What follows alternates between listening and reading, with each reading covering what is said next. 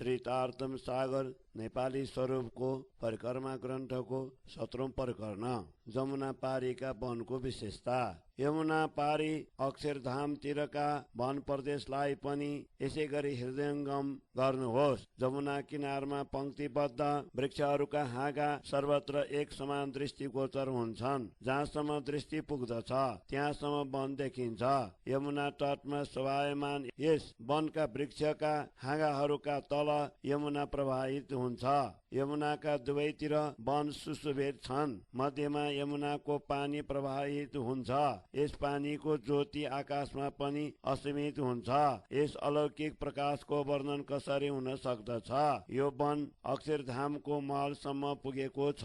यसका वृक्षहरूका हाँगाहरू छाता समान देखिन्छन्। रङ्गभवनतिरका वृक्षहरू जस्तै यहाँका वृक्ष पनि तेजोमय छन्। अक्षरधामका महलका चारैतिर जहाँसम्म दृष्टि पुग्दछ त्यहाँ सर्वत्र यस वनका वृक्षहरू व्याप्त छन्। त्यहाँ सर्वत्र यसको नै प्रकाश देखिन्छ। त्यसको वर्णन कहाँसम्म गरौं। अक्षरधामका महलका द्वार तेजोमय छन्। महलका चारैतिर प्रकाशमय झरोखा छन्। नौ भूमि युक्त यस महलको प्रकाश सर्वत्र व्याप्त हुन्छ। रङ्गभवनको चाँदनी जस्तै यहाँको पनि चाँदनी छ। यसका माथि काँगरी पनि शोभायमान छन्। यहाँबाट उभिएर हेर्दा रङ्गभवन स्पष्ट देखिन्छ। दुवै महलका द्वार एक अर्काका अगाडि एकै पंक्तिमा सुशोभित छन्। यसरी अक्षरधाम तथा परमधामको शोभाको वर्णन नै हुन सक्दैन। यहाँका वनका वृक्षहरूको छाया सर्वत्र छाता समान देखिन्छ। जहाँसम्म दृष्टि पुग्दछ सर्वत्र यिनको अनन्त शोभा समान रूपले देखिन्छ। यहाँका दिव्य भूमि तथा वनको सुन्दरता बारम्बार हेर्ने खालको छ। बारम्बार हेर्दा पनि त्यहाँबाट दृष्टि हट्दैन। परमधामका चारैतिर सर्वत्र वृक्षहरूको छाया एक समान छ। यहाँसम्म कि यमुना तथा तालका चारैतिर पंक्तिबद्ध उभिएका वृक्षहरूको समान छाया अक्षरधामसम्म पुगेको छ। अक्षरधामका चारैतिर यो वन व्याप्त छ। त्यहाँ पनि यसको छाया यसै प्रकारको छ।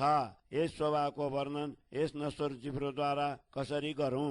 यस वनमा अनेक प्रकारका पशुपक्षी विचरण गर्दछन्। ती अनेक प्रकारका खेल गर्दै आफ्नो बोलीमा बोल्दछन्, गुन्जन गर्दछन्। कोलाहल। श्री तारतम सागर नेपाली स्वरूप परिक्रमा ग्रन्थको 18औं प्रकरण। परिक्रमा मूल मिलावाको। हे परमात्मा, हजुरले हामीलाई वियोग किन दिनुभयो, जसबाट हाम्रो अन्तरङ्ग स्थान मूल मिलावा नै हामीबाट छुट्यो। हामी परमधामका आत्माहरू आफ्ना परमात्माको दर्शन फेरि कहिले गर्न सक्ने छौं। हजुरले सद्गुरु रूपमा स्वयं यहाँ आएर हामीलाई शङ्का निवारक तारतम ज्ञान दिनुभयो। साथै आफ्नो मूल सम्बन्धको परिचय पनि गराउनु भयो, जसबाट हाम्रा मनका सबै भ्रान्तिहरू हटे। पहिले त हजुरले हामीलाई नश्वर जगतको खेल देखाएर मायामा अल्झाइदिनु भयो र फेरि सद्गुरु रूपमा आएर यी बन्धनबाट मुक्त गराउनु भयो। नत्र भने यो मिथ्या बन्धन हामीबाट कहिल्यै छुट्ने थिएन। हजुरले हाम्रा लागि रसुल पठाएर आफ्नो सन्देश दिनुभयो। 14 लोकका सृष्टिमा कसैले पनि हजुरको यस सन्देशलाई स्पष्ट गरेन। हजुरले नै यी रहस्य स्पष्ट गर्नका लागि सद्गुरुका हातमा तारतम ज्ञान रूपी साँचो पठाउनु भयो। उहाँले यो साँचो मलाई प्रदान गर्नुभयो। साथै यो पनि भन्नुभयो, अन्तिम समयमा ब्रह्मात्माहरूले तिमीलाई भेट्ने छन्। तिनका समक्ष यी गुड रहस्य स्पष्ट पार्नु। यसरी सद्गुरुले मलाई अपार कृपा गर्दै परमधामको गुड रहस्य प्रदान गर्नुभयो। आजसम्म कसैले पनि परमधामको द्वार खोलेको थिएन।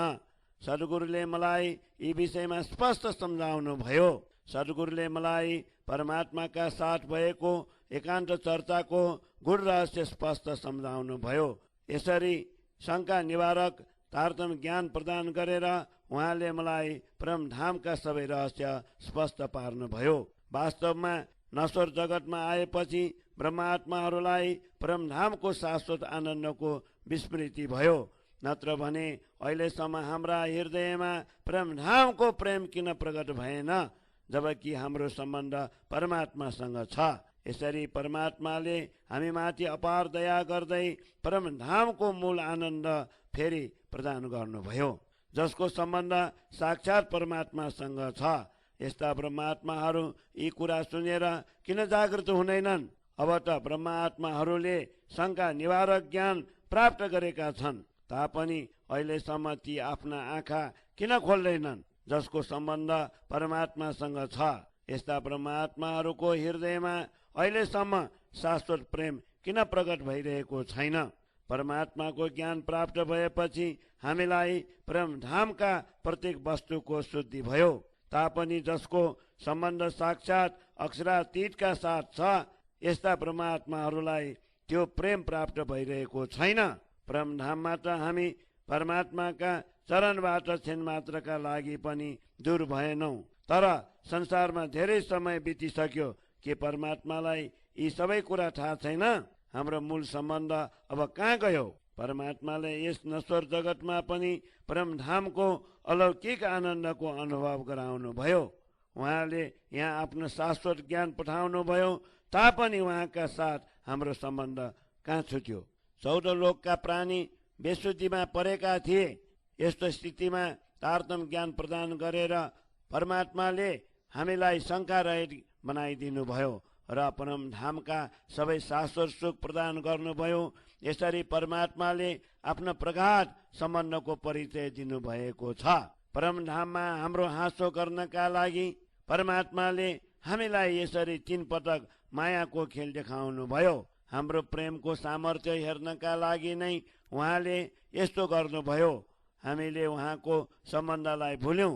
14 लोकको व्यवधान पारेर उहाँ हाम्रा नजिक कहाँ लुक्नुभयो?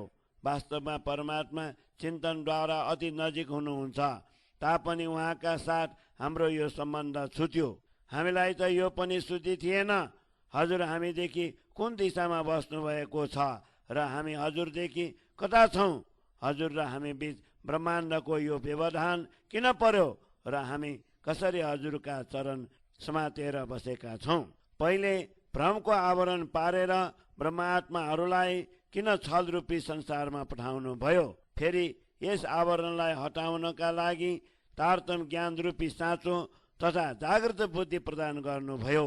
हे परमात्मा, हजुरले हामीलाई कस्तो शङ्का रहितताको ज्ञान प्रदान गर्नुभयो जसबाट हामीमा अब कुनै प्रकारको